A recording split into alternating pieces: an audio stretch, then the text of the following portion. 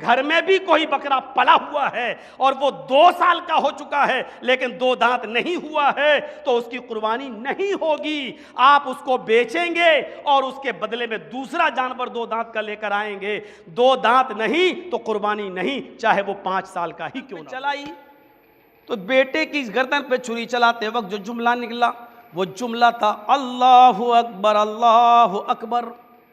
چھری کے نیچے جو بیٹا تھا، بیٹے نے اپنے باپ کی زبان سے نکلے ہوئے ان جملوں کو سنا تو کہا لا الہ الا اللہ واللہ اکبر. ابراہیم اور اسماعیل کی زبان سے نکلنے والے ان جملوں کو جب فرشتوں نے سنا تو فرشتوں نے کہا اللہ اکبر وللہ الحمد. جب تیسری بار چھری کو چلا کر چوتھی بار تیز کرنے کے لیے جب پتھر پر رگڑا تو آواز آتی ہے فَنَادَيْنَاهُ أَن يَا إِبْرَاهِيمُ قَدْ صَدَّقْتَ الرُّؤْيَا إِنَّ كَذَلِكَ نَجْزِي الْمُحْسِنِينَ. بس آئے ابراہیم، اپنے ہاتھ کو جنبش مت دو، اپنا کام تم کر چکے، میرے حکم کی تعمیل تم نے کر دی، تمہارا کام پورا ہو گیا. قرآن کے الفاظ قد صدقت. یہ عقیدہ انتہائی خطرناک عقیدہ ہے کہ نبیوں کو علم غیب تھا. یہ نبیوں کی شان میں توہین ہے، یہ نبیوں کی اہانت ہے، رسولوں کے ساتھ گستاخی ہے. یہ غور کیجئے، علم غیب کسی کو نہیں. بہت آسان ہے، یہاں تو بلیوں کو بھی علم غیب ہو جاتا ہے، فلاں کو تو ارے اس کو معلوم تھا، دیکھو اس نے پہلے ہی بتا دیا تھا. یہ بد عقیدہ نے جس شدت کے ساتھ منع کیا ہے اس سے تو یہ لگتا ہے کہ ان 10 دنوں میں ناخن کاٹنا اور بال کاٹنا یہ حرام ہے. آپ نے کہا ہرگز نہ کاٹے، کہ وہ 10 دن تک بال نہ کاٹے، ناخن نہ کاٹے، زیر ناف صاف نہ کرے. اگر وہ ایسا عمل کرتا ہے تو اس کو قربانی کا ثواب ملے گا. إن ربك يبسط الرزق لمن يشاء ويقدر إنه كان بعباده خبيرا بصيرا. إنا أعطيناك الكوثر فصل لربك ونحر إن شانئك هو الأبتر. رب اشرح لي صدري ويسر لي أمري واحلل عقدة من لساني يفقهوا قولي.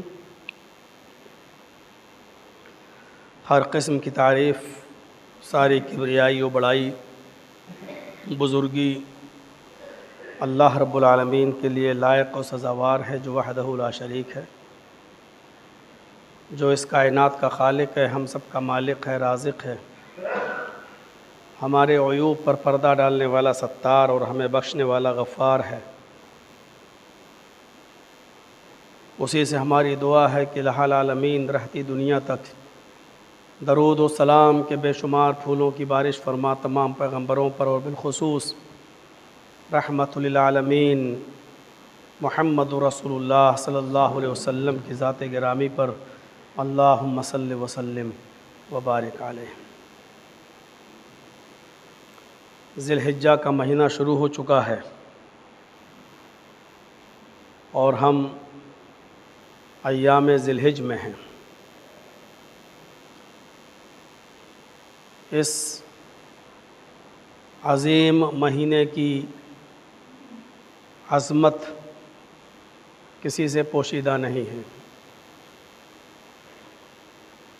اور یہ مہینہ خاص طور پر اس کی 10ویں تاریخ جو ہم اور آپ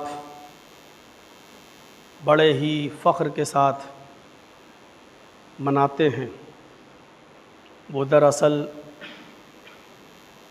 ہم سب کے باپ محمد رسول اللہ صلی اللہ علیہ وسلم نے بھی جن کو اپنا باپ کہا، حضرت ابراہیم علیہ السلام اور ان کے بیٹے اسماعیل علیہ السلام کی یادگار میں منائی جاتی ہے. سب کو معلوم ہے کہ اس مہینے کی 10ویں تاریخ کو کون سا واقعہ رونما ہوا تھا،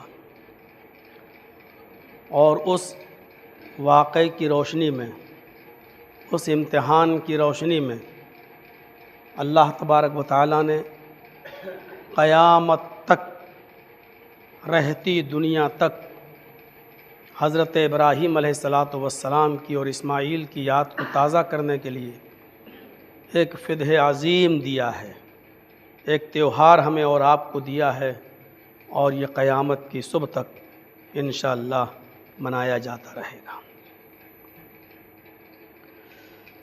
یہ 10 دن بڑی اہمیت کے حامل ہیں، اور شاید آپ نے وہ حدیث سنی ہوگی کہ اللہ کے نبی جناب محمد رسول اللہ صلی اللہ علیہ وسلم نے فرمایا کہ یہ 10 دن جو چاند ہو جانے کے بعد سے لے کر قربانی کے 10 تاریخ تک، یعنی 10ویں جب تک قربانی نہ ہو جائے، یہ 10 دن اللہ رب العالمین کو ان 10 دنوں میں کی جانے والی عبادتیں بہت زیادہ پسند ہیں، اور ان ایام میں کیا ہوا؟ جائیے باہر بیٹھ جائیے، ان کو باہر کہیں بٹھا دو، کہیں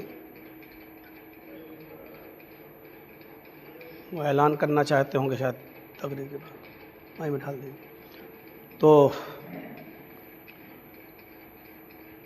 وہ 10 تاریخ تک جو عبادتیں ہم اور آپ کریں گے، ان 10 تاریخ تک کی 10 دنوں کی عبادتیں اللہ کو اتنی پسند ہیں کہ کسی اور دن کی عبادت اللہ کو اتنی پسند نہیں، اور کوئی عمل بھی اتنا پسند نہیں۔ صحابہ نے کہا اللہ کے رسول، کیا رمضان کے دنوں سے زیادہ؟ رمضان کی عظمت کتنی ہے، کیا رمضان میں کیے جانے والے اعمال سے بھی زیادہ؟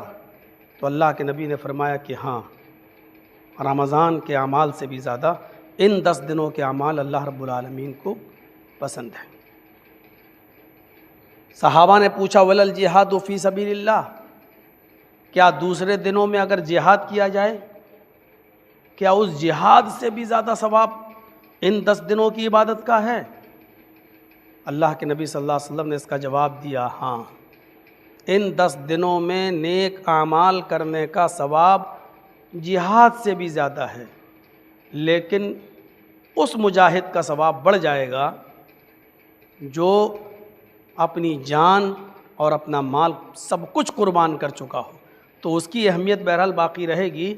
لیکن اگر جہاد کیا اور چلا آیا، جنگ کیا اور چلا آیا، لوٹ کے واپس آ گیا، تو یہ جہاد میں جو اس کو نیکی ملے گی، اس سے زیادہ نیکی ان 10 دنوں میں عمل کرنے کی ہے۔ اس سے ہم اور آپ اندازہ لگا سکتے ہیں کہ ان 10 دنوں میں اعمال خیر کا ثواب کتنا زیادہ ہے۔ نبی اکرم صلی اللہ علیہ وسلم نے مدینہ پہنچنے کے بعد 10 سال مدینے میں رہے، آپ نے کبھی قربانی نہیں چھوڑی، اور ان 10 سالوں میں جب آپ مدینے میں رہے تو کبھی بھی آپ نے یہ 9 روزے نہیں چھوڑے،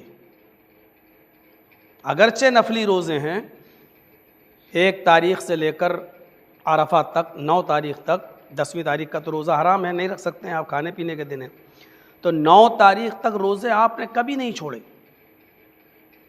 برابر آپ نے رکھا، صحابہ نے بھی رکھا۔ حضرت عائشہ فرماتی ہیں کہ میں مدینے میں جتنے دن اللہ کے نبی کے ساتھ رہی، میں نے نبی اکرم کو کبھی ان دنوں میں روزے چھوڑتے ہوئے نہیں دیکھا، 1 تاریخ سے لے کر 9 تاریخ تک۔ تو ان دنوں میں روزوں کی اہمیت بھی ہے، فضیلت بھی ہے، اور وہ مشہور حدیث ہمیں اور آپ کو معلوم ہی ہے کہ اللہ کے نبی صلی اللہ علیہ وسلم نے فرمایا کہ جو قربانی کرنے کا ارادہ رکھتا ہے، جس کی نیت ہے کہ ہم قربانی کریں گے، اس کو چاہیے کہ ان 10 دنوں تک احرام والی پوزیشن میں رہے، جیسے حالت احرام میں کوئی بال نہیں کاٹا جا سکتا، سیونگ نہیں کی جا سکتی، زیر ناف صاف نہیں کیے جا سکتے، بغل کے بال صاف نہیں کیے جا سکتے، ناخن نہیں کاٹے جا سکتے، اسی طریقے سے جو لوگ قربانی کرنے کا ارادہ رکھتے ہیں، جن کے پاس استطاعت ہے، ان کو چاہیے کہ وہ 10 دن تک نہ ناخن کاٹیں نہ بال کاٹیں اور ان چیزوں سے پرہیز کریں۔ بلکہ اللہ کے نبی صلی اللہ علیہ وسلم نے جس شدت کے ساتھ منع کیا ہے اس سے تو یہ لگتا ہے کہ ان 10 دنوں میں ناخن کاٹنا اور بال کاٹنا یہ حرام ہے۔ آپ نے کہا ہرگز نہ کاٹے، لا یاخذن، ہرگز نہ کاٹے۔ ایک ہوتا ہے کہ نہ کاٹو، اس میں گنجائش نکل جاتی ہے، اگر کاٹ لو تو کوئی گناہ نہیں، لیکن نہ کاٹو تو ثواب۔ اور ایک لفظ ہے اللہ کے نبی کا کہ لا یاخذن، کسی بھی قیمت پر نہ کاٹو، ہرگز نہ کاٹو۔ تو یہ حکم ہے نہی کا، اور نبی اکرم کسی چیز سے منع کر دیں اور شدت کے ساتھ منع کریں تو اس سے یہ پتہ چلتا ہے کہ وہ چیز حرام ہو جاتی ہے۔ تو اگر ان 10 دنوں میں وہ لوگ جو قربانی کرنے کا ارادہ رکھتے ہیں ان کے لیے حرام ہے کہ وہ ناخن کاٹیں، بال کاٹیں، یہ عمل ان کے لیے حرام ہے، ان چیزوں سے پرہیز کریں۔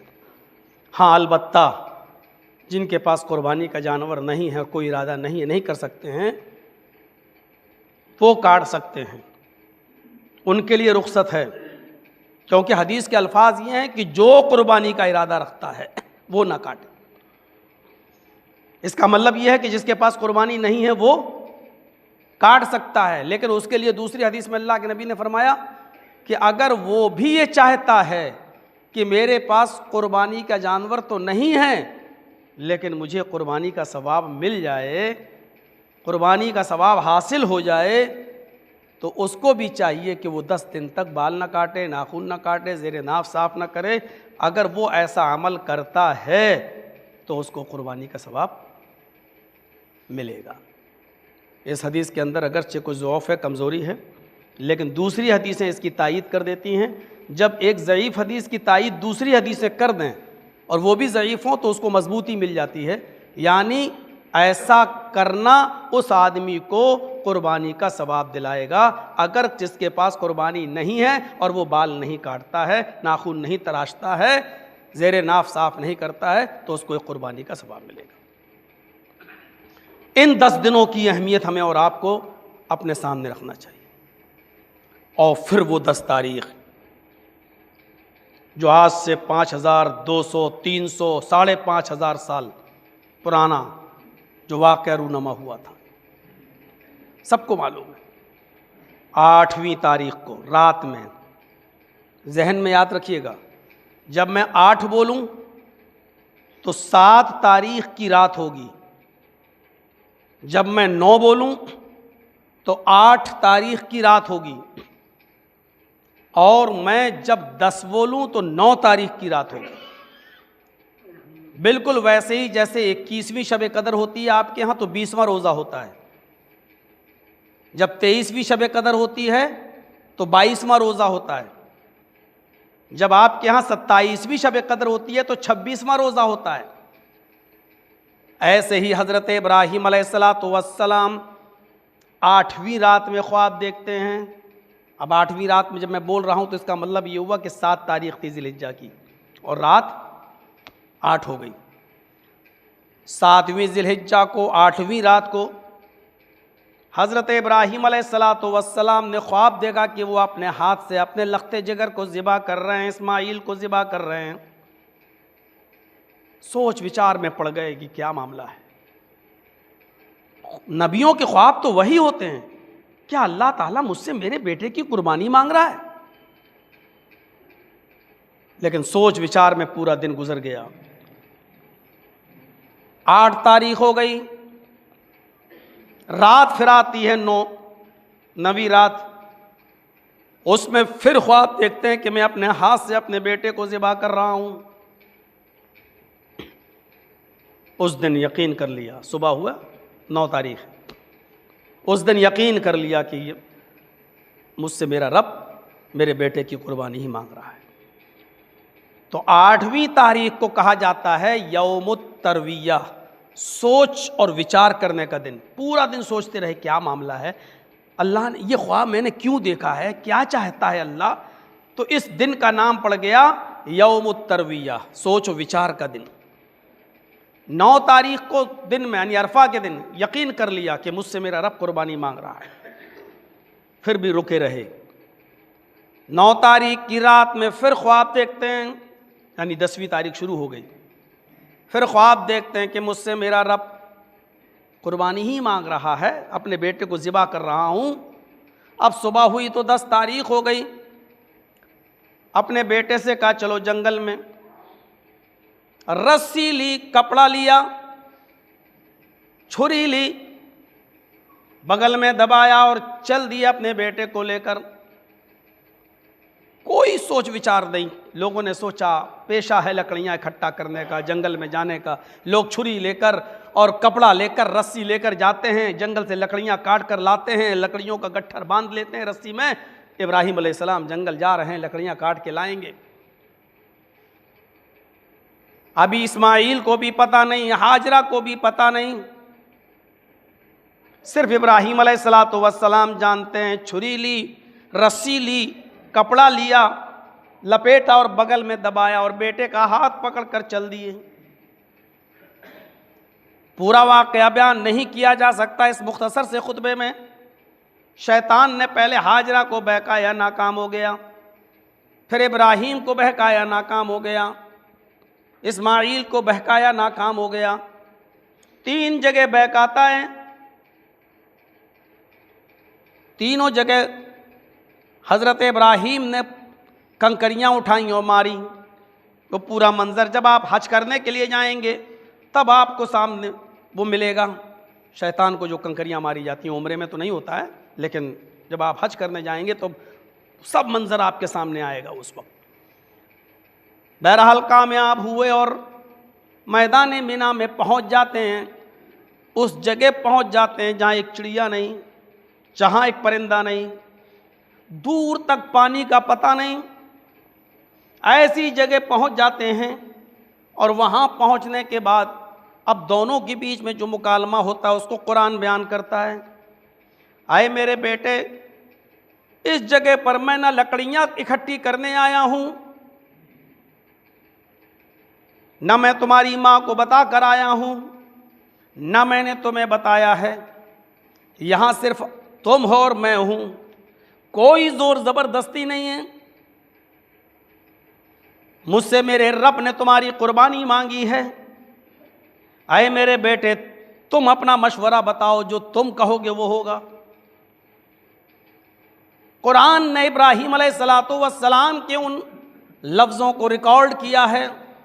حضرت ابراہیم علیہ السلام اپنے بیٹے سے جو جملے کہتے ہیں وہ جملے یہ ہیں، یا بنیا انی ارا فی المنام انی اذبحک فانظر ماذا تری۔ اے میرے لخت جگر، ہے میرے بیٹے، آج کی رات میں نے خواب دیکھا ہے کہ میں اپنے ہاتھ سے تمہیں ذبح کر رہا ہوں، انی اذبحک، میں تمہیں ذبح کر رہا ہوں، میں تمہیں کاٹ رہا ہوں، فانظر ماذا تری، تم اچھی طریقے سے جانتے ہو کہ میں اللہ کا نبی ہوں اور نبیوں کے خواب وحی ہوا کرتے ہیں، خواب میں جو چیز دکھائی جا رہی ہے وہ اللہ کا حکم ہے۔ اے میرے بیٹے، اللہ مجھ سے تمہاری قربانی مانگ رہا ہے، فانظر ماذا تری، تم آزاد ہو، تم اپنا خیال بتاؤ، تم اپنی رائے بتاؤ۔ فانظر ماذا تری، تم کیا چاہتے ہو، تمہاری رائے کیا ہے؟ میں نے تو بتا دیا، تمہاری رائے کیا ہے؟ بیٹا بھی فرما بردار تھا، اس نے اپنے باپ کو اتنے امتحانوں میں پاس ہوتے ہوئے دیکھا ہے، وہ جانتا ہے کہ میرے باپ غلط نہیں ہیں، ہمیشہ حق پر رہے ہیں، اور آج وہ نبی بھی ہیں، پیغمبر بھی ہیں اور جھوٹ نہیں بول رہے ہیں۔ بیٹے نے سر تسلیم خم کر دیا اپنے باپ کے حکم کے آگے، اور فوراً سر تسلیم خم کرتے ہوئے فرمایا، یا ابت افعل ما تؤمر، اے والد محترم، اے ابو جان، اس میں پوچھنے کی کیا ضرورت، اس میں کہنے کی کیا بات ہے؟ افعل ما تؤمر، جس چیز کا آپ کو حکم دیا گیا آپ اس کام کو فوراً بجا ڈالیے، آپ اس کام کو فوراً کر ڈالیے۔ اور آگے والے جملے نے تو دل چیر کر رکھ دیا، ستجدنی ان شاء اللہ من الصابرین، جب آپ میرے اوپر چھری چلائیں گے اور میں کٹ رہا ہوں گا، میں ذبح ہو رہا ہوں گا، تو انشاءاللہ آپ مجھے صبر کرنے والوں میں سے پائیں گے۔ اس جملے نے کلیجہ چیر کر رکھ دیا۔ سوچئے، ایک معمولی سی جب پھانسی دی جاتی ہے اور باپ اور بیٹا کلیجہ جب مل کر روتے ہیں، تو اس وقت ایک ایک جملہ باپ کو یا بیٹے کو کتنا چبھتا ہے۔ جب آخری ملاقات کا وقت ہوتا کہ بس آخری ملاقات کر لو، مل لو، کیا خواہش ہے پوری، سوچیے آپ، وہاں بیٹے نے جب یہ جملے اپنی زبان سے ادا کیے ہوں گے، آپ اس کام کو کر ڈالیے، چلو یہاں تک تو ٹھیک ہے۔ ستجدونی انشاءاللہ من الصابرین، آپ مجھے صبر کرنے والوں میں سے پائیں گے۔ ستجدونی انشاءاللہ، اگر اللہ نے چاہا تو۔ سوچئے اس وقت باپ کے دل پر کیا بیتی ہوگی۔ مفسرین نے لکھا ہے کہ اس کے بعد اب باپ تیار، بیٹا بھی تیار۔ بیٹے کو پچھاڑ دیا، زمین کے بل بیٹا لیٹ گیا، زمین پر پیشانی کے بل، وَتَلَّهُ لِلْجَبِينِ، پچھاڑ دیا، چلو بیٹا لیٹ۔ اور تیز چھری باپ نے اپنے کپڑے سے نکالی، جبین پیشانی کے بل لٹایا، یہ، اور چھری یہاں چلائی، گردن پر، گلے پر نہیں۔ اور آج بھی جب کسی کو کاٹا جاتا ہے، سزا دی جاتی ہے سعودی وغیرہ میں یا کہیں پر بھی، تو آپ نے دیکھا ہوگا گردن جب ماری جاتی ہے تو یہاں سے نہیں ماری جاتی، یہاں سے ماری جاتی ہے، یہاں سے۔ اور یہیں سے کٹنے میں آسانی ہے مرد کی، جنس کی، یعنی انسان کی۔ اس لیے آنکھوں سے پٹی باندھنے کا سوال ہی نہیں۔ اگر وہ چت ہوتے اور باپ بیٹے کو، بیٹا باپ کو دیکھ رہا ہوتا، تب تو یہ ہوتی، چلو نہیں، وہ تو ویسے ہی پیشانی کے بل۔ اور قرآن کے الفاظ ہے وَتَلَّهُ لِلْجَبِينِ، قرآن کیسے غلط ہو سکتا ہے؟ پیشانی کے بل پچھاڑ دیا، بیٹا لیٹ گیا، تیز چھری باپ نے نکالی۔ جو چیزیں حدیث سے ثابت ہیں اور من جملہ ساری روایتوں کو ملانے کے بعد، صحیح اور حسن درجے کی روایتوں کو اکٹھا کرنے کے بعد، یہ دو تین چیزیں سامنے آتی ہیں کہ جب باپ نے اپنے بیٹے کو لٹایا تو بیٹے نے جو جملہ ادا کیا وہ جملہ یہ تھا کہ ابو جان، یہ چادر جو آپ نے میرے سر کے نیچے، میرے ماتھے کے نیچے جو رکھ دیا تاکہ زمین گڑے نہیں اور زمین کی یہ کنکریاں، یہ پتھر میری پیشانی پہ چبھے نہیں، اس چادر کو آپ نکال لیجئے، کیونکہ جب آپ میری گردن پر چھری چلائیں گے تو بلڈ نکلے گا، خون نکلے گا، اور خون سے یہ چادر سن جائے گی، خراب ہو جائے گی۔ ابھی آپ اس چادر کو نکال لیجئے، جب میں ٹھنڈا ہو جاؤں، جب میری روح نکل جائے، میرا ہاتھ پیر کام کرنا بند کر دے، تو یہ چادر کفن بنانے کے کام آ جائے گی۔ اے میرے ابو، اسی چادر میں لپیٹ کر مجھے کسی جگہ پر، کسی گڑھے کے اندر مجھے گاڑ دینا۔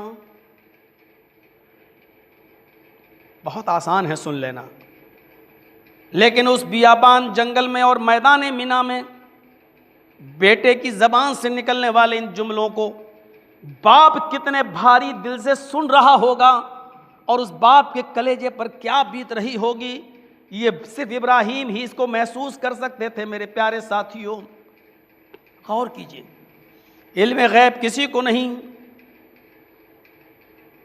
بہت آسان ہے، یہاں تو بلیوں کو بھی علم غیب ہو جاتا ہے، فلاں کو تو ارے اس کو معلوم تھا، دیکھو اس نے پہلے ہی بتا دیا تھا۔ یہ بد عقیدہ لوگ، اگر نبیوں کو علم غیب ہوتا تو ابراہیم علیہ السلام تو خوشی خوشی چھری چلاتے۔ کیوں؟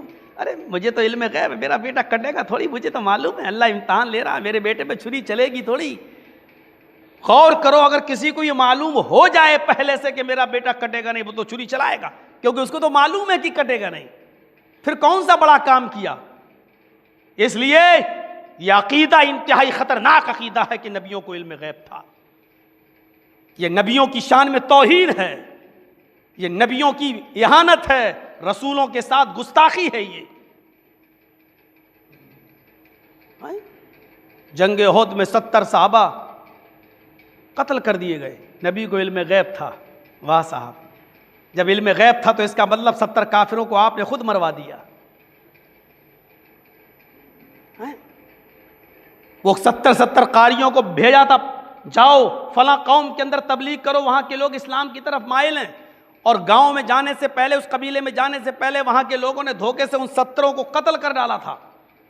اللہ کے رسول نے 1 مہینے قنوت نازلہ پڑھی تھی اور ان کے لیے بد دعا کی تھی جنہوں نے ان 70 صحابہ کو شہید کیا تھا اور راستے ہی میں مار ڈالا تھا، قتل کر دیا تھا. یہ کہنا کہ نبیوں کو علم غیب، اللہ کے رسول کو علم غیب تھا، اس کا مطلب یہ تھا کہ جب جانتے تھے کہ 70 لوگوں کو مار دیا جائے گا پھر کیوں بھیجا؟ اس کا مطلب یہ ہے کہ آپ خود چاہتے تھے ان لوگوں کو قتل کر دیا جائے. کتنی بڑی توہین ہے یہ نبیوں کی شان میں، ان کو یہ عقیدہ ماننا کہ نبیوں کو علم غیب ہوتا ہے. کتنی بڑی گستاخی ہے، یعنی جان بوجھ کر موت کے منہ میں ڈھکیل رہے ہیں. آئے ابو جان اس چادر کو نکال لیجئے اور جب میں ٹھنڈا ہو جاؤں تو اسی چادر کا کفن بنا کر مجھے کہیں گڑھے میں گاڑ دینا.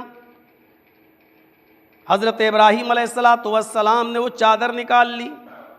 بیٹے نے کہا ابو یہ رسی جو لے کر آئے ہو میں بہت صبر کا مظاہرہ کروں گا، لیکن پھر بھی جب چھری چلے گی تو تکلیف تو ہوگی، ہاتھ پیر تو میرے چھٹپٹائیں گے، جب بلڈ کا بہے گا اور بلڈ کا سرکولیشن جب کم ہوگا تو ہاتھ پیر تو ماریں گے ہی، ہاتھ پیر تو سکڑیں گے اور آپ یہ سمجھیں گے کہ میں تکلیف سے کرا رہا ہوں. کہیں آپ کا ہاتھ حرکت نہ دینا بند نہ کر دے، میرا تڑپنا اور پھڑپھڑانا دیکھ کر کہیں آپ رک نہ جائیں اور اللہ کے اس حکم کو پورا کرنے میں، اس امتحان میں کہیں آپ فیل نہ ہو جائیں. اس لیے اے ابو جان اس رسی سے میرے ہاتھ اور پیروں کو بھی باندھ دیجئے تاکہ میں تڑپ نہ سکوں، پھڑپڑا نہ سکوں. حضرت ابراہیم اپنے بیٹے کے پیروں کو باندھ رہے ہیں، اپنے بیٹے کے ہاتھ کو باندھ رہے ہیں اور اتنا ان کی زبان سے صرف جملہ نکل رہا ہے. تفسیر قرطبی دیکھیے، تفسیر خازن دیکھیے، تفسیر ابن کثیر دیکھیے میرے پیارے ساتھیوں، صرف اتنا سا جملہ نکلتا ہے حضرت ابراہیم کی زبان سے، اے میرے لختے جگر، اللہ کے کام کو پورا کرنے میں تم میری کتنی اچھی مدد کر رہے ہو، تم میری کتنی ہیلپ کر رہے ہو، تم اللہ کے حکم کو پورا کرنے میں میرے بہترین معاون و مددگار ہو. ہاتھ باندھ دیے، پیر باندھ دیے، چادر سر سے نکال لی، تیز چھری بیٹے کی گردن پر رکھ دی. جیسی تیز چھری بیٹے کی گردن پر رکھی، حضرت ابراہیم علیہ السلام کی زبان سے جو جملہ نکلا وہ جملہ تھا اللہ اکبر، اللہ اکبر. پہلے بتا دوں، اب یہ جو روایت میں آپ کے سامنے پیش کرنا چاہ رہا ہوں یہ روایت بہت صحیح نہیں ہے، لیکن یہ بالکل حد درجے کی ضعیف بھی نہیں ہے، غریب تک پہنچتی ہے جس کا انکار نہیں کیا جا سکتا ہے. لیکن ہاں چونکہ بخاری اور مسلم جیسی حدیث میں یہ روایت نہیں آئی ہے. حضرت ابراہیم علیہ السلام نے جو چھری اپنے بیٹے کی گردن پہ چلائی تو بیٹے کی گردن پہ چھری چلاتے وقت جو جملہ نکلا وہ جملہ تھا اللہ اکبر، اللہ اکبر. چھری کے نیچے جو بیٹا تھا، بیٹے نے اپنے باپ کی زبان سے نکلے ہوئے ان جملوں کو سنا تو کہا لا الہ الا اللہ واللہ اکبر. ابراہیم اور اسماعیل کی زبان سے نکلنے والے ان جملوں کو جب فرشتوں نے سنا تو فرشتوں نے کہا اللہ اکبر وللہ الحمد. ابراہیم، اسماعیل اور فرشتوں کی زبان سے نکلے ہوئے یہ جملے اتنے پسند آئے کہ ہم اور آپ عید میں بھی اور بقرعید کے ان دنوں میں بھی 1 تاریخ سے لے کر 13 تاریخ کی شام تک، سورج کے غروب ہونے تک انہی جملوں کے ذریعے اللہ کی تکبیر، تسبیح و تحلیل بیان کرتے ہیں. جبکہ ان تکبیر کے الفاظ نہ بخاری میں آئے، نہ مسلم میں آئے، نہ ترمذی میں آئے، نہ ابو داؤد میں آئے، لیکن ہم اور آپ سب پڑھتے ہیں. کیونکہ یہ ضروری نہیں ہے کہ بالکل صحیح روایت ہو. ہاں اگر ضعیف ہوتی اور بالکل کمزور ہوتے تو ہم ضرور منع کرتے، لیکن چونکہ تفسیروں میں یہی الفاظ موجود ہیں جس کو غریب تک اور شاذ تک پہنچایا گیا اور حسن کا درجہ دیا گیا ہے. میرے بھائیوں، ابراہیم، اسماعیل اور فرشتوں کی زبان سے نکلے ہوئے ان جملوں کو اللہ کے نبی نے باقی رکھا۔ اب اللہ کی حمد و ثنا آپ کسی بھی طریقے سے بیان کر سکتے ہو، سبحان اللہ بھی کہہ سکتے ہو، الحمدللہ بھی کہہ سکتے ہو، لیکن تسبیح، تحلیل، تکبیر، تحمید، یہ ساری چیزیں ان میں آ جاتی ہیں۔ اللہ اکبر، اللہ اکبر، تکبیر، لا الہ الا اللہ، تحلیل، اللہ اکبر، پھر تکبیر، پھر لا الہ الا اللہ واللہ اکبر، اللہ اکبر، پھر تکبیر، وللہ الحمد، اور تحمید۔ یعنی تکبیر، تحلیل، تحمید، تسبیح سب کچھ آ جاتا ہے ان جملوں میں، اس لیے یہ جملے سب سے افضل جملے مانے جاتے ہیں۔ اللہ اکبر، اللہ اکبر، لا الہ الا اللہ واللہ اکبر، اللہ اکبر وللہ الحمد، ان جملوں کے ذریعے تسبیح، تکبیر و تحلیل کے ذریعے اور تحمید کے ذریعے اپنے بازاروں کو بھی مزین کیجیے۔ ان 10 دنوں میں سب سے زیادہ یہ الفاظ ادا کرتے رہنا چاہیے، اٹھتے بیٹھتے چلتے پھرتے، اور چونکہ یہ حکم عام ہے، یہ حکم عام ہے، اس لیے نمازوں کے بعد بھی آپ ان کو پڑھیے، چلتے بیٹھتے بھی پڑھیے، اٹھتے بیٹھتے بھی پڑھیے، بازاروں میں بھی پڑھیے۔ جب کوئی حکم عام ہو اور کوئی خاص دلیل نہ ہو تو پھر وہ ہر جگہ لاگو ہوتا ہے، سوائے گندی جگہوں کے، یعنی لیٹرین میں نہیں پڑھا جائے گا، پیشاب و پائخانے میں جب آپ جائیں تب یہ جملے نہیں ادا کیے جائیں گے، ورنہ ہر وقت اٹھتے بیٹھتے چلتے پھرتے آپ ان کلمات کو ادا کرتے رہیے اور پڑھتے رہیے۔ حضرت ابراہیم جب تیز چھری اپنے بیٹے کی گردن پر رکھ رہے تھے، اس وقت یہ زمین کانپ رہی تھی، آسمان تھرا رہا تھا۔ تخلیق آدم کے وقت اعتراض کرنے والے فرشتے بھی زاروں کی طرح رو رہے تھے، اے اللہ، آج تک تو نے کسی نبی سے اتنا سخت امتحان نہیں لیا جتنا سخت امتحان تو حضرت ابراہیم سے لے رہا ہے۔ جس وقت زمین کانپ رہی تھی، آسمان تھرا رہا تھا اور فرشتے زاروں کی طرح رو رہے تھے، درختوں کے پتے بھی جنبش نہیں کر رہے تھے، سمندر کا پانی اپنی جگہ پر تھما ہوا تھا، اس وقت ابراہیم علیہ السلام کا ہاتھ تیزی کے ساتھ اسماعیل کی گردن پر رواں دوا تھا، اور وہ بار بار کہہ رہے تھے اللہ اکبر، اللہ اکبر، بار بار وہ چھری کو تیز کر رہے تھے اور بار بار چلا رہے تھے، اور جب تیسری بار چھری کو چلا کر چوتھی بار تیز کرنے کے لیے جب پتھر پر رگڑا تو آواز آتی ہے، نادیناہ ان یا ابراہیم قد صدقت الرؤیا ان کذالک نجزی المحسنین۔ بس اے ابراہیم، اپنے ہاتھ کو جنبش مت دو، اپنا کام تم کر چکے، میرے حکم کی تعمیل تم نے کر دی، تمہارا کام پورا ہو گیا۔ قرآن کے الفاظ قد صدقت الرؤیا، آپ نے اپنے خواب کو سچا کر دکھایا، جو خواب میں آپ کو حکم دیا گیا تھا اپنے بیٹے کو ذبح کرنے کا، وہ آپ نے اپنا کام پورا کر دیا، اس خواب کو پورا کر دیا۔ اِنَّ كَذَلِكَ نَجْزِي الْمُحْسِنِينَ، ہم نیک لوگوں کو اسی طریقے کا بدلہ دیا کرتے ہیں۔ اپنے پیچھے مڑ کر دیکھو، پیچھے مڑ کر دیکھا تو آسمان سے وہ دمبا جو اترا تھا اس پر چھری چل چکی تھی، وہ ذبح ہو چکا تھا، حضرت ابراہیم نے اس کو ذبح نہیں کیا۔ چھری تو اسماعیل کی گردن پہ چل رہی تھی، لیکن حقیقت میں وہ چھری کا اثر دمبے کے اوپر ہو رہا تھا، دمبا ذبح ہو گیا۔ اے ابراہیم، ہم اس یادگار کو آنے والے لوگوں کے لیے فی الآخرین، بعد میں آنے والے لوگوں کے لیے باقی چھوڑیں گے، یعنی قیامت تک لوگوں کے لیے ہم اس کو یادگار بنا دیں گے۔ اب وہ دمبا کیسے آیا، کہاں سے آیا، جنت میں وہ دمبا کیسے پہنچا، اس کو آدم علیہ السلام کے 2 بیٹے حابیل و قابیل میں سے حابیل نے دیا تھا قربانی کے لیے، جو قربانی زمین پہ نہیں ہوئی اور آسمان پہ اٹھا لیا گیا زندہ، اور وہ جنت میں ایک عرصے تک چرتا رہا، کھاتا رہا، پیتا رہا، اور پھر اسی دمبے کو چونکہ موت نہیں آئی تھی اس کو بھی مرنا تھا، چونکہ ہر ذی روح کو موت آنی ہے، ہر نفس کو موت کا مزہ چکھنا ہے، اس لیے اس دمبے کو بھی موت آنی تھی، اس لیے اس دمبے کو جنت سے اتارا گیا اور پھر اس کو دنیا میں ذبح کیا گیا اسماعیل کے بدلے میں۔ وہ ایک لمبی داستان ہے جو آدھے گھنٹے اور 35-40 منٹ کی خطبے میں ہم آپ کے سامنے نہیں رکھ سکتے، قربانی کے مسائل بھی ہم آپ کے سامنے نہیں رکھ سکتے۔ یہ وہ یادگار ہے، وہ یادگار۔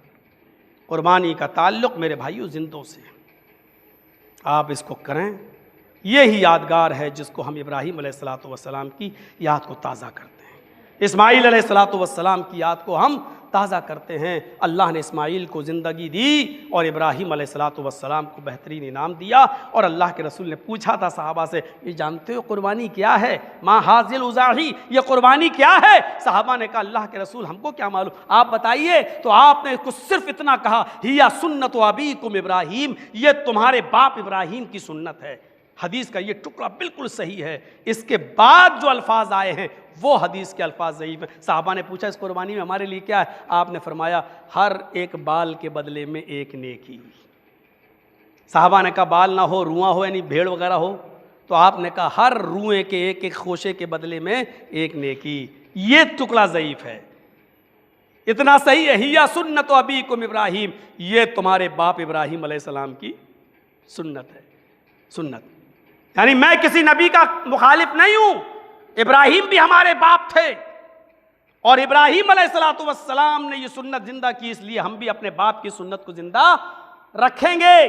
آپ نے بھی اس کو باقی رکھا اور اتنا سخت حکم دیا، اس حکم کی بنیاد پر ہمارے بعض علماء یہاں تک کہہ بیٹھے ہیں اس حدیث کی روشنی میں کہ قربانی واجب ہے، حالانکہ قربانی سنت موقدہ ہے، سنت موقدہ ہے، واجب نہیں ہے، لیکن اس حدیث کی روشنی میں ہمارے بعض علماء فتویٰ دیے ہیں کہ قربانی واجب ہے۔ اللہ کے نبی نے فرمایا کہ جو قربانی کی طاقت رکھتا ہے، قربانی کی استطاعت رکھتا ہے، اس کے باوجود وہ قربانی نہ کرے، فلم یقربن مصلانا، وہ ہماری عیدگاہ میں نہ آئے، وہ نماز پڑھنے نہ آئے، وہ عید کے لیے نہ آئے، وہ دوگانے کی نماز نہ پڑھے، ہماری عیدگاہ سے دور رہے، امام کے پیچھے نماز نہ پڑھے۔ اس حدیث کی روشنی میں ہمارے بعض علماء نے لکھا ہے، اس سے تو لگتا ہے کہ قربانی واجب ہے، یعنی ہر صاحب استطاعت پر، کیونکہ اتنا سخت حکم اللہ کے نبی نہیں دیتے اگر واجب نہ ہوتی تو۔ واجب تو نہیں ہے، لیکن یہ سچ ہے کہ قربانی کا مسلم حکم ہے، اور اس سے پتہ چلتا ہے کہ کتنا زبردست حکم ہے کہ وہ ہماری عیدگاہ نہ آئے۔ آج قربانی کرنے والوں کے پاس بانٹ بوٹ کے سارے لوگوں کو گوشت دینے کے بعد بچتا ہے 4 کلو 5 کلو، اور جو لوگ قربانی نہیں کرتے ان کے پاس ہو جاتا ہے 20 کلو 25 کلو۔ ذرا آپ اندازہ لگائیں گے، مت میری زبان کھلوائیے، اگر یہاں سے ہم بہکیں گے تو پتہ نہیں کتنے لوگوں کے اوپر ٹائم بم گرے گا اور ایٹم بم گرے گا، کتنے لوگوں کی فریجیں محرم تک بھری رہتی ہیں قربانی کے گوشت سے۔ قربانی اس لیے نہیں ہوتی کہ یہ بکرا میں پرسوں کروں گا، کیوں؟ ہماری بیٹی آئے گی، ہم اپنی بہنوں کو بلائیں گے، اپنی بھانجیوں کو بلائیں گے۔ مت کہلواؤ یہ ساری باتیں۔ قربانی کا حق صرف غربا اور مساکین کے لیے ہے۔ کھاؤ، صدقہ کرو، 3 چیزیں ہیں اس حکم میں۔ اللہ کے نبی نے کہا کلو، کھاؤ، وتصدقوا، صدقہ کرو، وادخروا، اور ذخیرہ کرو، بس یہ 3 چیزیں ہیں۔ اسی لیے بہت سے لوگوں نے اس کو یہ کہہ دیا کہ قربانی کے گوشت کے 3 حصے کر لو، حالانکہ یہ صحیح نہیں ہے بٹوارا، لیکن اسی حدیث کی روشنی میں لوگ کہتے ہیں کہ 3 حصے کر لو۔ کیوں؟ 1 حصہ اپنے کھانے کے لیے، 1 حصہ صدقہ و خیرات، غریبوں اور مسکینوں میں بانٹنے کے لیے، اور 1 حصہ اپنے دوستوں اقارب اور ان کے لیے۔ نہیں، وادخروا، ذخیرہ کرو، اکٹھا کرو، ہے حدیث، حکم ہے، منع نہیں کیا جا رہا ہے۔ فریج میں رکھ سکتے ہیں آپ، لیکن یار اتنا نہیں کہ وہ 1.5 مہینے اور 2 مہینے تک کھاؤ۔ سوچو تو صحیح، آپ اتنا جمع کریں گے آپ؟ 3 چیزیں ہیں، خود کھاؤ، یعنی خود کھانے کا مطلب اپنے بچوں کو، اپنے گھر والوں کو کھلاؤ، اپنے رشتہ داروں کو بھی کھلاؤ، اور صدقہ کرو، یعنی غربا اور مسکینوں میں بھی بانٹو، وادخروا، اور ذخیرہ بھی کرو، تھوڑا بہت جمع بھی کر لو اپنے پاس، تاکہ 2 4 5 6 دن 10 دن 12 دن کھا بھی سکو۔ یہ 3 چیزیں ہیں۔ اگر آپ کے علاقے میں غریب کم ہیں تو آپ زیادہ بھی جمع کر سکتے ہیں، اور آپ کے علاقے میں غریب اور مسکین زیادہ ہیں تو آپ زیادہ صدقہ کر کے تھوڑا سا بھی رکھ سکتے ہیں۔ میرے بھائیو، یہ ہمارے اور آپ کے اوپر ڈیپینڈ کرتا ہے، اس کو 3 حصوں میں تقسیم کرنے کی ضرورت نہیں ہے۔ میت کی طرف سے ایک آخری چیز سن لیجئے، میت کی طرف سے قربانی کا کوئی ثبوت ہے نہیں۔ پھر سن لیجئے، میت کی طرف سے قربانی کا کوئی ثبوت ہے نہیں، ہاں البتہ میت کی طرف سے صدقے کرنے کا ثبوت ہے، صدقہ آپ کر سکتے ہیں۔ صدقے کے لیے کوئی ضروری نہیں ہے کہ آپ 2 دانت والا جانور ہی ذبح کریں، صدقے کے لیے ضروری نہیں کہ آپ قربانی کے دن ہی صدقہ کریں، آپ کبھی بھی صدقہ کر سکتے ہیں۔ ان 10 دنوں میں بھی اگر آپ چاہتے ہیں کہ میں اپنے باپ کو یا اپنی ماں کو ثواب پہنچاؤں تو کوئی بھی بکرا لائیے اور ذبح کر کے پورا کا پورا گوشت آپ صدقہ کر سکتے ہیں۔ اس کے لیے 2 دانت کا جانور ہونا ضروری نہیں ہے، اس کے لیے بے عیب ہونا بھی ضروری نہیں ہے، لنگڑا لولا ہے وہ بھی چلے گا، کانا کترا ہے وہ بھی چلے گا، لیکن قربانی کے جانور کے لیے آپ کو لنگڑا نہیں، لولا نہیں، کانا نہیں، اندھا نہیں، یہ سارے عیوب سے پاک ہونا چاہیے اور 2 دانت کا جانور ہونا چاہیے۔ اگر آپ کے گھر میں بھی کوئی بکرا پلا ہوا ہے اور وہ 2 سال کا ہو چکا ہے لیکن 2 دانت نہیں ہوا ہے تو اس کی قربانی نہیں ہوگی، آپ اس کو بیچیں گے اور اس کے بدلے میں دوسرا جانور 2 دانت کا لے کر آئیں گے۔ 2 دانت نہیں تو قربانی نہیں، چاہے وہ 5 سال کا ہی کیوں نہ ہو۔ بہت صاف لفظوں میں سن لیجئے، اور اگر گنجائش چاہتے ہو تو پھر پتوریا والوں میں شامل ہو جائیے اور دوسرے محلے والوں میں شامل ہو جائیے اور وہاں 12 مہینے اور 14 مہینے کا بکرا چل جائے گا، وہاں آپ کر لیجئے۔ لیکن ہم قرآن و حدیث کے شہدائی ہیں، صاف طور پہ اللہ کے رب نے فرمایا لا تذبحوا الا مسنہ، لا تذبحوا، وہی جملہ، ہرگز تم ذبح نہ کرو سوائے 2 دانت کے۔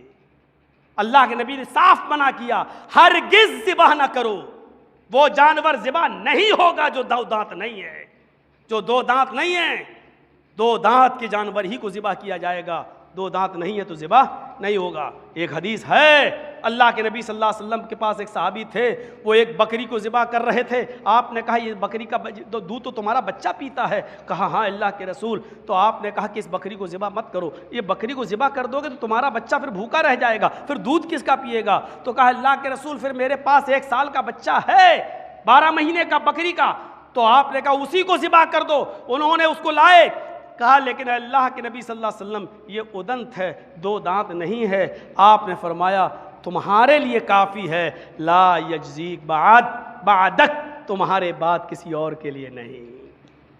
کتنا صاف جملہ موجود ہے، کتنا صاف، صرف تمہارے لیے آج تم اس کی قربانی دے سکتے ہو، لا یجوز بعدک، تمہارے بعد، آج کے بعد یہ پھر کسی اور کے لیے جائز نہیں ہوگا، یعنی قیامت کی صبح تک پھر ادنت بکرے کی قربانی نہیں ہوگی۔ اتنی صاف اور صریح حدیث کے ہوتے ہوئے بھی کوئی آدمی یہ کہے کہ اللہ کے رسول کے ایک صحابی نے ادنت بکرا کیا، گھر کا پلا تھا، 12 مہینے کا کیا تھا، تو اگر ہم 14 مہینے کا کر لیں تو کیا ہوا؟ میرے بھائیو، حدیث کے جملوں پر غور کرو، اللہ کے نبی نے کہا کہ تمہارے لیے ہے لیکن تمہارے بعد آج کے بعد کسی اور کے لیے نہیں۔ اس جملے نے صاف کر دیا کہ اب یہ قربانی ادنت بکرے کی کسی اور کے لیے نہیں ہوگی۔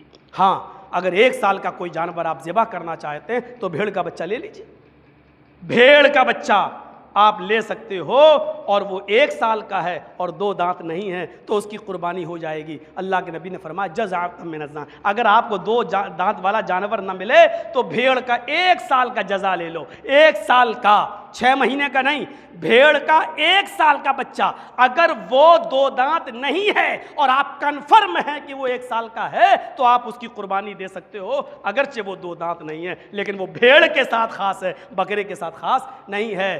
قربانی میں قیاس نہیں دوڑایا جائے گا، دماغ نہیں دوڑایا جائے گا کہ بھیڑ کی جا سکتا تو بکرا کیوں نہیں، یہ اسلام ہماری عقل پہ نہیں چلتا ہے، اسلام شریعت کی عقل پہ چلتا ہے۔ عقل تو یہ کہتی ہے کہ ایک غریب کو بیچارے کو اس کا بیٹا بیمار ہے، 10,000 روپے کا اس کو علاج کی ضرورت ہے، ہم 10,000 کا بکرا نہ لے کر ہم 10,000 روپے اس کو دے رہے ہیں۔ عقل کیا کہتی ہے؟ غریب، ہمیں غریبوں کو گوشت ہی تو بانٹنا ہے، ہم غریبوں کی مدد نہ کر کے، گوشت نہ بانٹ کے اس غریب آدمی کو دے رہے ہیں، اس کا بچہ بیچارہ بیمار ہے، یہ 10,000 روپے کی اس کو علاج کی ضرورت ہے، ہم قربانی کے نہ کر کے ہم اس کو دے رہے ہیں، لیکن آپ کا یہ 10,000 روپے آپ کے منہ پہ مار دیا جائے گا، کیونکہ آپ نے اسلام کے ایک شعار کو مردہ کر دیا ہے۔ 10,000 روپے کی آپ اس کی ہیلپ کریے وہ الگ چیز ہے، لیکن قربانی آپ نہیں چھوڑ سکتے ہیں۔ قربانی آپ کو بکرے کے جانور کو ذبح کر کے کرنی پڑے گی۔ اب آپ کہو کیا اس کو دینے میں حرج کیا ہے؟ حرج ہے، ہماری عقل اتنی نہیں ہے کہ ہم اس کو سوچ سکیں۔ اسلام نے عقل پر اسلام نہیں چلتا ہے، اسلام چلتا ہے نبی اکرم کے فرمان پر، قرآن و حدیث پر۔ میرے بھائیوں، تو صدقہ کیا جا سکتا ہے، وہ آپ آج بھی کر سکتے ہو، کل بھی کر سکتے ہو، اور میت کی طرف سے صدقہ قربانی کے دن بھی کر سکتے ہو۔ آپ 2 جانور جب آپ ذبح کریں گے تو ایک تو اپنا اور اپنے گھر والوں کی طرف سے آپ ذبح کیجئے، اور دوسرا جانور آپ میت کی طرف سے فلک بھی کر سکتے ہیں، صدقہ کی نیت سے، قربانی کی نیت سے نہیں۔ میت کی طرف سے قربانی نہیں ہے میرے بھائیوں، اس کے لیے صدقہ کریے، اور دوسرا جانور کیسا بھی ہو، ادنت ہو، ویسا بھی ہو، آپ کو صدقہ ہی کرنا ہے تو آپ اس کی قربانی کر سکتے ہیں، اور پورا کا پورا گوشت آپ کو بانٹنا پڑے گا۔ یہ بات میں نے اس لیے کہہ دی کہ بار بار یہی ایک سوال زیادہ آتا ہے کہ مولانا صاحب میت کو ثواب پہنچے گا یا نہیں، میت کو ثواب کیسے جائے گا، میت کو ہم قربانی کرنا چاہتے ہیں تو میت کی طرف سے قربانی نہیں ہے، میت کی طرف سے صدقہ کیا جا سکتا ہے۔ ہاں، میت کی طرف سے قربانی ہے، اور وہ کب ہے؟ ایک ہی جانور میں، ایک ہی جانور میں آپ اپنا، اپنے گھر والوں کا، اور اسی میں اپنے باپ اور ماں اور جو لوگ انتقال کر گئے ان کا نیت اسی جانور میں ان کی نیت بھی کر لیں تو آپ اسی ایک جانور میں سب کو ثواب پہنچا سکتے ہیں۔ اللہم منکا ولکا، اللہم تقبل منی ومن اہل بیتی، اے اللہ اس کو میرے اور میرے پورے گھر والوں کی طرف سے قبول فرما لے، اور میرے گھر میں میرے باپ بھی شامل ہے، میری ماں بھی شامل ہے، میرے دادا اور میری دادی بھی شامل ہے، میری پھوپھی اور میرے پھوپا بھی شامل ہے، یہ سب شامل ہیں، اور نیت بھی دل میں ہو اللہ اس کا ثواب ان کو بھی، تو اسی ایک جانور میں سب کو ثواب ملے گا۔ اللہ کے رسول نے ایک جانور پوری امت کی طرف سے قربان کیا تھا، اور امت قیامت تک جتنی پیدا ہوگی وہ سب اس میں شامل ہے، یعنی جو انتقال کر گئے وہ بھی، اور جو قیامت تک ابھی آئے گی وہ سب، یعنی سب کو ثواب۔ تو جب ایک جانور میں پوری امت کو ثواب پہنچ سکتا ہے تو ایک جانور میں ہمارے مردوں کو ثواب نہیں پہنچے گا؟ جب ہم اب اس میں زندے اور مردے سب شامل کر لیں گے تو اس کا گوشت کھا بھی سکتے ہو اور بانٹ بھی سکتے ہو، لیکن جب آپ پورا کا پورا ثواب اپنے ماں باپ کو ہی پہنچانا چاہیں تو پھر میرے بھائیوں گوشت پورا کا پورا صدقہ کرنا پڑے گا اور بانٹنا پڑے گا۔ اللہ رب العالمین ہمیں کتاب و سنت کی روشنی میں قربانی کرنے کی توفیق عطا فرمائے۔ اے اللہ ہمیں ابراہیم علیہ السلام کی سنت کو صحیح سے اور قرآن و حدیث کی روشنی میں اے اللہ ہم کو اس سنت کو زندہ کرنے کی توفیق عطا فرما۔ بار الہ ہماری قربانیوں کو قبول فرما لے۔ اے اللہ ہم تجھ سے دعا کرتے ہیں کہ جو صاحب استطاعت ہیں ان کو قربانی کرنے کی توفیق عطا فرما، اور اے اللہ ہمارے قربانی کے جانوروں کے خون کا پہلا قطرہ گرتے ہی تو ہمارے قربانیوں کو قبول بھی فرما لے۔ بار الہ ہماری دعا ہے کہ جب تک تو ہمیں زندہ اسلام پہ زندہ رکھنا، اور جب ہمارا خاتمہ ہو تو ایمان پہ ہمارا خاتمہ فرمانا۔ وما علینا الا البلاغ المبین، وآخر دعوانا ان الحمد للہ رب العالمین۔ ولا تقتلوا